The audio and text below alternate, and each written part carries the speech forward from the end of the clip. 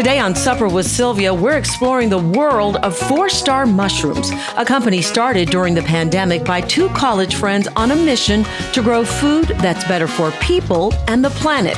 They run an indoor urban mushroom farm using sustainable practices to grow 7 gourmet mushroom varieties year-round in Chicagoland. Their business took off when Michelin starred Alenia put their mushrooms on the menu, and now they're a favorite of top chefs across Chicago. 4-Star Mushrooms is turning organic waste into culinary gold with a zero-waste, carbon-negative model. And now, home cooks can find their mushrooms at select grocery stores. You think you don't like mushrooms? You haven't tried these, so let's dig in, and trust me, you'll never look at mushrooms the same way again. Okay, guys, so great to see you again. Let's see, I'm trying to think. I came out to visit you last year, and we did such a great story. I loved learning about your indoor urban farm. Tell everybody, and we're going to start with you, Joe, since you kind of started this whole thing. What is 4-Star Mushrooms, and how do you have an urban farm in the city and doing what you're doing? It's amazing. Oh, well, thank you. Yeah, so 4-Star Mushrooms is an indoor urban farm. We cultivate mushrooms, but we really consider ourselves a regenerative farm. Regenerative agriculture is really the pinnacle of sustainable agriculture. And the way that we're cultivating mushrooms here in Chicago is with a regenerative lens. So what we do is we take organic byproducts from different industries, mainly being red oak sawdust from bourbon barrel manufacturing and organic soybean hulls from organic agriculture. And we take those, we process them, and then we feed those to the mycelium, which eventually produces a mushroom. So we're taking byproducts from different industries, we're upcycling them to grow these nutrient-rich, protein-dense superfoods. And then on the back end, our byproduct, after the substrate is produced, generally 2 flushes of mushrooms, is this really valuable soil amendment that we then work back into community gardens, urban farms, and greenhouses. So unless you're actually there seeing it, can be hard to picture what you're talking about, Joe. So Sean, I'm going to bring you in here and maybe give a little description, because I didn't know what a substrate was before I came to visit you guys. I didn't know about this regenerative soil that you're using. So Sean, if you can paint a picture for our listeners, if they came to 4-Star Mushrooms, how do these mushrooms grow? What does it look like? Yeah, absolutely. So there's kind of 2 distinct separate processes. We have our substrate production, which is where the actual substrate, the blocks, the bags are being formed. So that's that red oak sawdust, that soybean hulls that Joe was talking about. So in part of the facility, you'll see this substrate actually being produced, being pasteurized, being inoculated.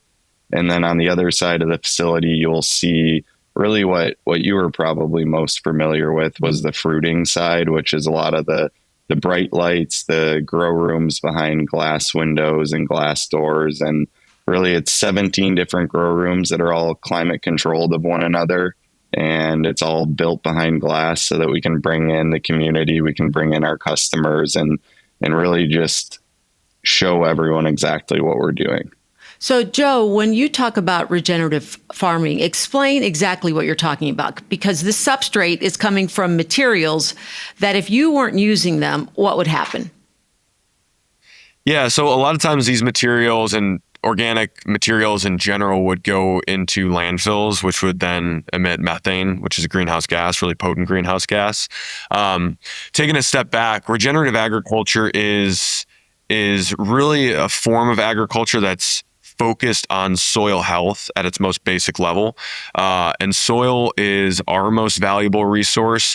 In the opinion of myself and Sean and really 4-Star Mushrooms, regenerative agriculture has the potential to nourish humans through more nutrient-dense food, restore our ecosystems through better farming practices, and also act as this major carbon sink for a lot of these climate change issues that we're starting to see. So regenerative agriculture, in our opinion, is really the key to solving a lot of these problems. And because we grow on these byproducts, we're able to divert things that would maybe go to the landfill or go to other uses and really maximize their value. This year, we're starting to look at partnering with other local producers, such as breweries in our neighborhood. We're in the Kinsey Industrial Corridor, and we've got, I think, 6 or 7 breweries right down the street from us. A lot of times these smaller breweries, they have a lot of spent brewer's grain, which is a byproduct from their process. They have a lot of it, but not so much that they can get somebody to come and pick all of it up. So that's a really good example of that material going right to a landfill and emitting a lot of methane, especially if you have weekly production, right? So one of our goals this year is to be able to create a recipe where we're taking that spent brewer's grain and then upcycling that as one of the substrate components for our mushrooms. Wow. So when I step into your facility, I see these racks and these rooms that are climate controlled and these beautiful mushrooms that are growing. These are mushrooms that I'd never heard of before. Some of them, when I go to the grocery store, I don't think I've seen your mushrooms until recently, now that I go and I realize what you guys are doing, but they are at specialty stores. These are truly gourmet mushrooms. Tell me what types of mushrooms you grow and why those specific types. Yeah, so we're currently growing 7 different varieties. We do blue oyster, black oyster, lion's mane, chestnut, king trumpet, maitake, and golden enoki. And I'd say over the past 5 years, we've probably done anywhere from 30 to 40 different varieties of mushrooms. These are kind of the 7 that we've landed on for a variety of reasons. I'd say familiarity with our customer base, what our chefs have typically been asking for, as well as these are all strains that have been commercialized. They're strong, they're high yielding, and can be viable to produce at a commercial scale. So I love the story of the two of you because, Joe, you're a biology major. Sean, you're a business major. So my question to you, Joe, was why mushrooms? That's a great question. It's one that we get asked a lot. So I think that kind of the key insight back in 2018, 2019, really after listening to a podcast, which was really my personal introduction to mushroom and mushroom cultivation, was that if we could design our facility correctly and our business correctly, we could use the mushroom cultivation process to accelerate this transition to a regenerative food system. Because of the nature of growing mushrooms on these different byproducts and then having this really rich, valuable soil amendment as our byproduct, I was able to see that we could not only have a facility and a business that's growing these really high quality, premium, in demand mushrooms, but also at the same time generating a whole lot of soil. And so I think that's why mushrooms are really unique, because they can, it's not like growing leafy greens or microgreens indoors where you have just one product. We have this second byproduct that is just extremely valuable. And I think that, in the long run, that's really going to be what, is a big differentiator for us as we're growing the business and starting to get outside of just mushrooms, but moving into different crops as well. I feel like your story is so interesting too, because you guys grew up together. You're friends. You go way back. You kind of went and did your own thing in college. Like I said, you had different majors, but your majors were complementary to each other. And so you've come back together. And I'm curious, how has this met your expectations? You have grown in a short amount of time. You started right before the pandemic, which probably could have been the worst possible time to start anything, especially something that involves the restaurant industry. How have things been going? Things have been great. I mean, I think any business startup is going to be challenging for the most part. We have had our fair share of challenges, to say the least. So 4-Star got started in 2019, started growing mushrooms in September, and obviously the lockdown and COVID happened in March. At the time, we were only selling two chefs. And so basically the rug was pulled out. But at the time the company was really lean. And so over those like couple of months, it was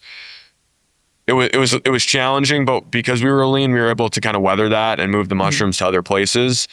Simultaneously during that time, we developed a partnership and brought on Alinea as one of our customers because they were also going through, they had a relatively big business that they had a lot of employees, generally serving, 140 people a night, something like that. So they had to pivot at the same time. And so they actually started to do to-go meals, and they were doing thousands of to-go meals per week. And during that time, they were able to bring us on and basically take in all the mushrooms that we could grow, which really helped not only kind of weather that initial storm of the COVID lockdowns and the supply buildup that we were starting to have, but also it gave us an opportunity to cut our teeth with some of the best chefs in the world. And that really, I think it helped me personally see what was needed to be like a world-class mushroom producer and vendor to these chefs who are world-class. And from there, that kind of helped us get our foot in the door in more restaurants because we had, we had that precedent kind of set. And so from there, we were able to grow pretty substantially, and now we sell into a few hundred restaurants across Chicagoland. So I'm going to back up a little because for people who don't know, you're being a little shy about this, Joe, here. We're talking Alinea, okay? Alinea is one of the most famous restaurants in the world, not let alone Chicago and nationally. Chef Grant Achatz is known for his talents. Former Charlie Trotter protege, iconic chef from Chicago who is also world renowned. So here's two college guys freshly graduated. They're shopping around these mushrooms, and Alinea, of all places, says yes. That had to be a game changer. Yeah, it was a pretty surreal moment, and I had been knocking on the door for a while, and the timing wasn't right, and there was issues, and we just could never make it happen. But I like to just remind myself, remind our team, remind everybody that like the only reason that we are where we're at is because we have so many excellent chefs that have chosen to support us. The chef that initially brought us in at Alinea, his name's James. He's no longer there, but he really supported us, and he made the decision that he wanted to help us. He believed in the products, he believed in the mission, and there are hundreds of chefs across Chicago that have done that as well, and they're directly making an impact on us achieving this mission of a regenerative food system. And so, I want to make sure that everybody knows it's not lost on us, and we appreciate that so much because there's such amazing talent and so many hardworking chefs out there. And they really have the ability to support mission-driven companies with their menus. And we also have to give you guys credit because your mushrooms are quality mushrooms. I've heard many chefs say they haven't had the opportunity to cook with mushrooms like this until you came around, and that they know when they get their mushrooms from you that it's going to meet the high standards that they already have. Because Alinea is, 3 Michelin stars. I believe you have other Michelin starred restaurants, and then amazing restaurants in Chicago that you supply to. And this is one of the things I love about this, and I talked to you about this, Sean, when I came out to do a TV interview with you. And here you are, both of you, doing something that is giving back to help our environment, but it's also giving back to you, Sean. You said to me you were looking for your why. Tell me about this. Yeah, absolutely. So I spent, right out of college, I spent some time doing corporate banking at PNC Bank. And I learned a ton about business. I learned about how to scale a business appropriately, how to properly take on debt, things like that ultimately would prove to be useful later down the line when we were scaling the business. But I really I found myself every day at work just kind of questioning, what I was doing, why I was doing it. And I always I always knew that I wanted to be an entrepreneur, that I wanted to make an outsized difference in some sort of form or fashion. And COVID was really kind of the thing that had kicked that off, and ended up being in the right place at the right time with the right opportunity for me and Joe to kind of combine forces and start to grow 4-Star a little bit more aggressively. You guys are doing such a great job. Okay, so walk us through your facility. We've already talked about the substrate and how the mushrooms grow, but let's talk a little bit about how tricky and how important it is to have these climate-controlled rooms to grow the type of mushrooms that you're doing. Absolutely. Yeah. So the substrate really is the key of what we do here. That's like the base building block, that if you don't have really quality substrate and mycelium, nothing else is going to matter. But in order to create a really premium quality mushroom that is differentiated from a texture, a flavor perspective, and has a really long shelf life, the growing environment, which we call the fruiting environment, which you can kind of see behind me, it's really critical to have precise control over that environment 365 days a year. And so, a lot of times you might think that because you're growing indoors, you don't have to worry about what the outside climate is, but that's definitely not the case. You actually have to worry about it even more.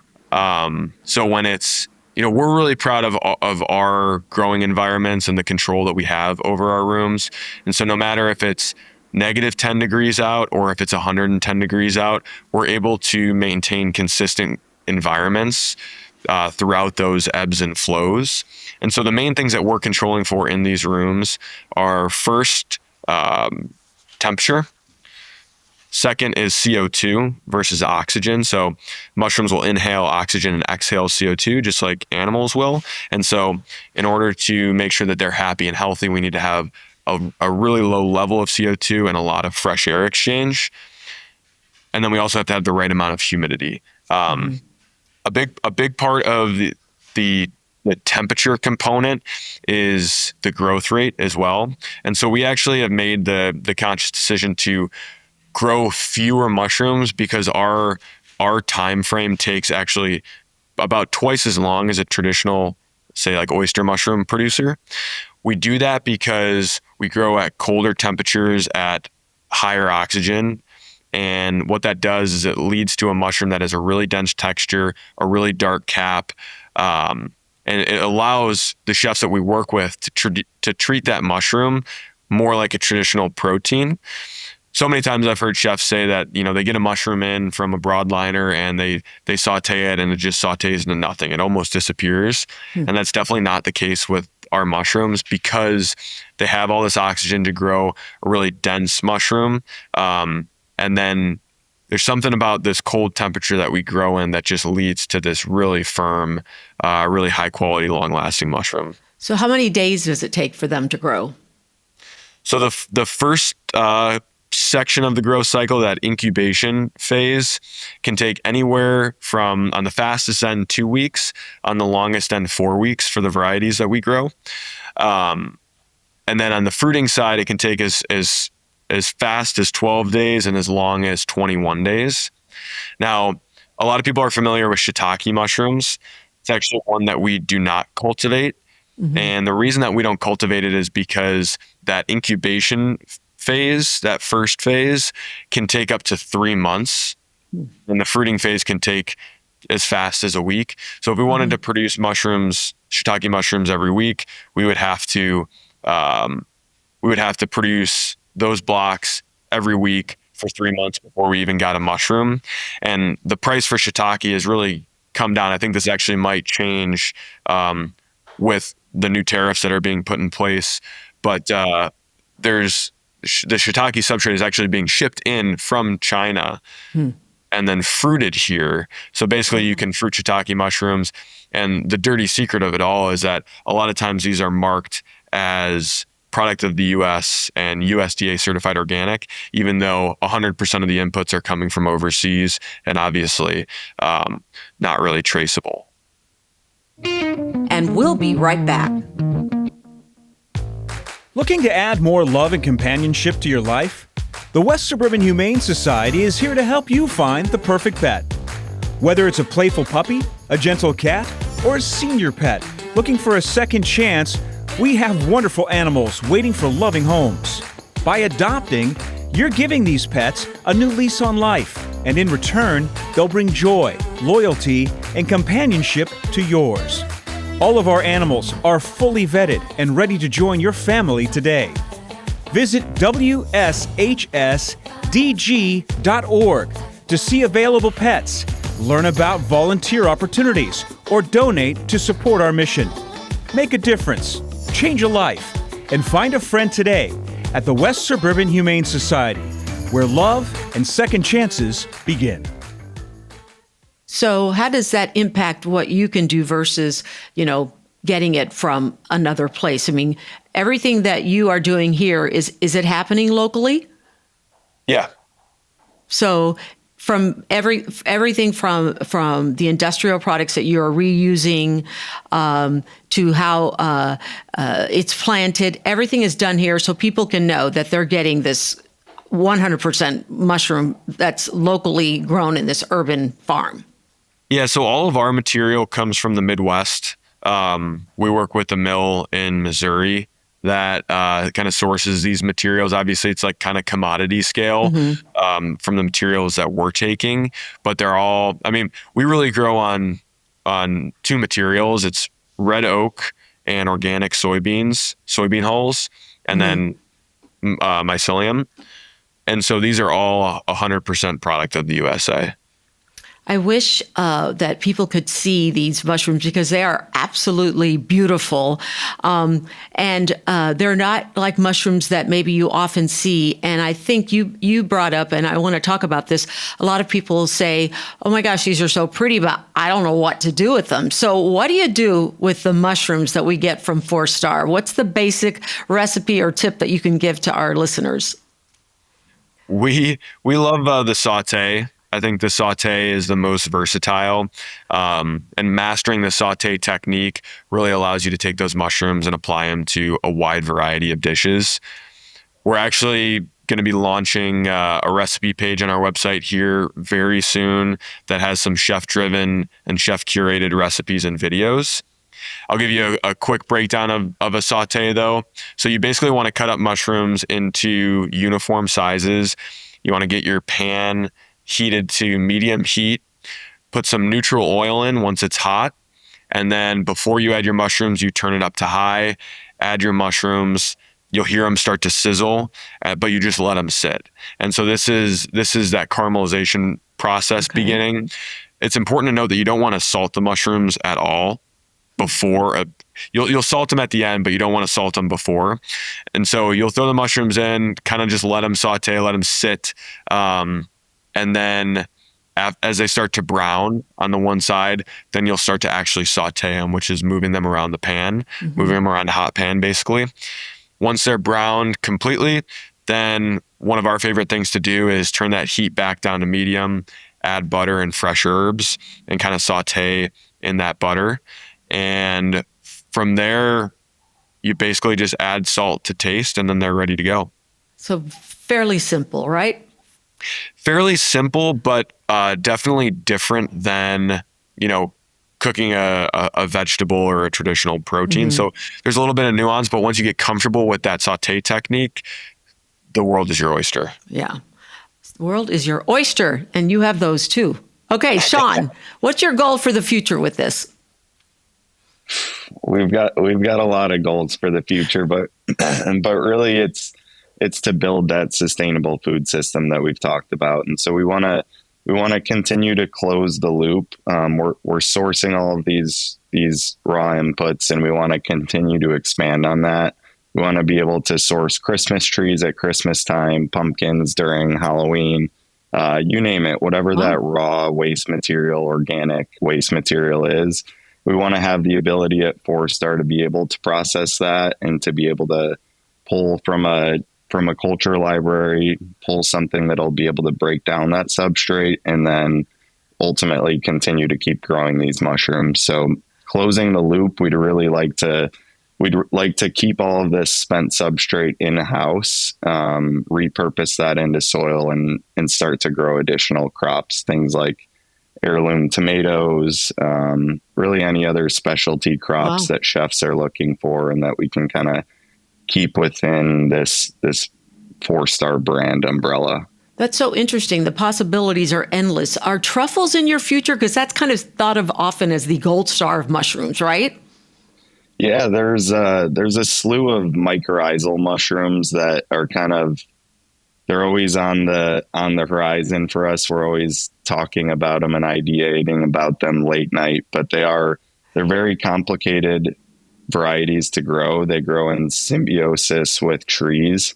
So there's some level of communication and nutrient sharing happening within the trees and the soil biology. But there is tons of strides being made on that across the globe as we speak. So I think in the coming 5 to 10 years, there's going to be more exciting, unique, rare mushrooms starting to be commercially cultivated. That's so great. Okay, Joe, I have to ask you this question because when I told people about you guys, you know what the first question they asked me? Come on, guys, guess. Do they grow hallucinogenic mushrooms? Is that your next thing? We got to talk about that. Joe, is that something people ask you guys? We do get that question quite a bit. I would say go talk to your local officials, put it on the ballot. Yeah. It's obviously a very exciting area. I think the medicinal benefits and the wellness benefits are understated, and they're still very exciting. So that's something that we're not betting the farm on that happening anytime soon, because we think that there's a world of mushrooms that are really interesting from a medicinal perspective, from a culinary perspective. And then psilocybin is also extremely interesting from a mental health perspective and a happiness perspective. I think growing psilocybin, one of the best analogies I've heard is growing psilocybin is similar to growing weed, whereas growing a lion's mane or a maitake mushroom is like growing an orchid. So we're kind of starting at this more challenging level with these gourmet and choice culinary mushrooms. And so I think that when the time comes, I'm confident that we'll be able to do it. Yeah. It's just kind of a matter of what that looks like, because while it's insane, it still is a Schedule 1 drug. Right, right. What did you call the mushroom? What's it called? Psilocybin. Psilocybin. Okay. Well, it seems like you guys are doing great with what you have. What do you want to say to people who say, I don't eat mushrooms, I don't like mushrooms? What do you want to say to them? And, and why should I bother to eat a mushroom or two? I'd say a good first place to start is we're two co-founders of a commercial mushroom company that neither of us liked mushrooms, neither of us ate mushrooms, and we both started growing mushrooms. So you can really change your perspective quickly once you have the right types of mushrooms, the right cooking process to it, and once you just kind of open your mind a little bit. I love that. I love that you both were not mushroom lovers. Same, Joe, huh? Yeah, definitely not. Definitely not. And I think it's also interesting to note that most of the time that people say that they don't like mushrooms, it's because they've had, mushrooms on a pizza, canned mushrooms, like bad texture mushrooms. And that's because almost all of the mushrooms that are produced, imported, and consumed in North America are one variety, one species, which is agaricus. Everybody knows those as the white button, the baby bella, and the portobello. It's all the same species. And so we kind of live in this mushroom monocrop where, everybody thinks that this is what a mushroom is. And then they come into our facility and they see what, a blue oyster is, or a chestnut, or a lion's mane. And then they either go to a grocery store and purchase them, or they go to a restaurant and have a chef cook them. And their perception is completely shifted, just like Sean and my perspective was shifted. Mm-hmm. What's your favorite mushroom now? What do you love to eat? My favorite is probably, it's a toss up between maitake and lion's mane. I really love the maitake texture and flavor. It's a really challenging mushroom to grow. And then I love the lion's mane for the same reasons. And it's also got these amazing nootropic benefits. So it's a medicinal mushroom, a really strong medicinal mushroom at the same time. Mm-hmm. How about you, Sean? I think I have to stick with lion's mane. Yeah. I've been saying that for a few years, and it still holds true. Yeah, it's a good hearty one, isn't it? Yeah, it's just so unique. It really is. I've seen it prepared like a breaded chicken sandwich. I've seen it prepared as if it's a steak. And each time I just am truly blown away at the texture and the flavor that it can produce. Okay, so for people who are listening, how can they get their hands on your mushrooms? Where is it available? So you can go on our website. We have a link on our website that'll show you kind of a map of all the retailers that are carrying them right now. But throughout the city, there are some Mariano's, there are some Jewels in the suburbs, Agora Market, and some other independent retailers throughout the city. What about for people outside of Chicago?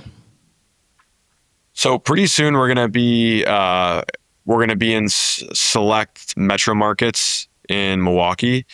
And really in 2025, we're planning to grow a fair amount in the retail space, in the grocery space.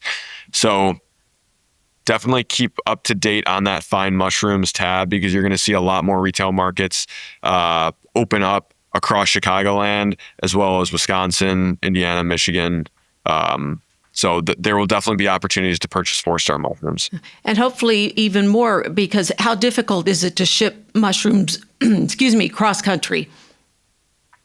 It can be challenging. We find that the number one inhibitor to a quality mushroom at the store shelf is a quality mushroom in the grow room.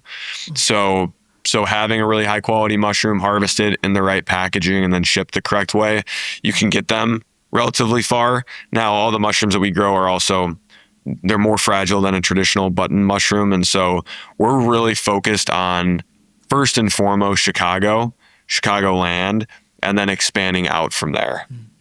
Okay, final words. What do you want people to know? What do you want to say when it comes to kind of summing up what your mission is? So I guess my 2 cents would just be that, 4-Star Mushrooms is at its core a regenerative agriculture company. Our mission is to help move along this transition to what we see as inevitable, but this transition to a regenerative food system. And I just really want to thank all the chefs that we work with, because chefs have the unique power to vote with their dollars, and that makes a big difference for not only businesses like us, but all local producers that are trying to have an impact and trying to produce nutrient-dense food locally for the community. So I just want to shout out all the chefs that we work with and the restaurants that support us. Yeah, you have some good ones. Sean, final words. Yeah, and just to echo what Joe said, all of our consumers as well. We're starting to kind of expand more and more into retail, and each individual clamshell that we sell at the stores goes a long way for us in helping achieve our vision. So when you choose to pick up a 4-star mushroom product at the store, you're supporting our mission, you're supporting building a sustainable food system. And without supporting with that dollar, it's really impossible for producers like us to keep doing what we're doing. Well, best of luck. I get so excited when I go to a restaurant and I see the mushrooms, and I always ask, where do you get your mushrooms from? And so many times the response is 4-star. And I love that these chefs are using it not only as a savory dish, but they're also using it in some of their sweet dishes. It's very versatile. So it's been really fun to see you guys grow, and I can't wait to see where you go. So thank you so much for doing this, and best of luck with everything. Thanks so much for having us. Thanks a lot, Sylvia. It was great to reconnect with you. Yeah, good to see you. This podcast is produced by Jane Stevens, audio engineering and original music by Donnie Cutting, social media and promotions, Magali Blaisdell.